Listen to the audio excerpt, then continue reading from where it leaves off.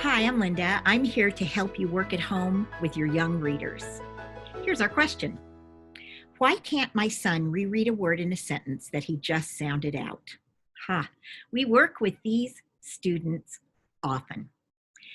Most students start reading by sounding out words. They'll go k, at, and as they look at the letters, and then they'll read cat. And then one day they don't do that. It's quite soon after they're learning to read, and suddenly they just can read words. Some students need to be prompted to do this.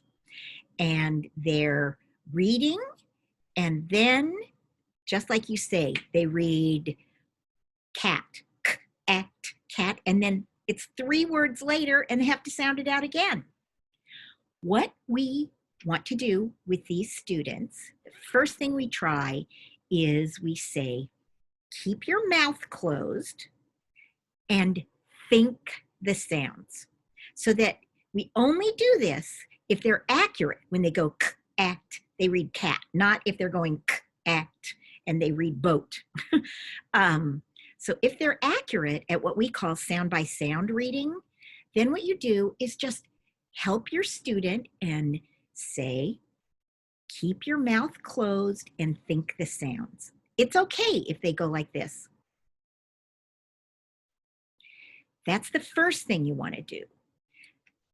The other really important thing is that most of the time, these students look up from the word when they say the word. So they say, k, act, cat, and they look at you for approval.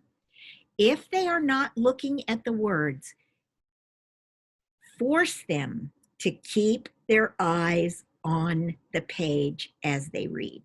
They need to see that word as a whole, not just as 3 separate letters that represent a sound. So our advice to you is have your student close his mouth as he reads the word, not say the word until he's thought the sounds in his head and he can figure out what the word is in his head, and then he can talk, and make sure that he's keeping his eyes on the page as he reads. Thanks for that really good question that I'm sure lots of parents have. If you have more reading questions, any parents have more reading questions, send them on. Please take care and have fun reading with your child. For more information about teaching reading, please visit www.readingrockets.org.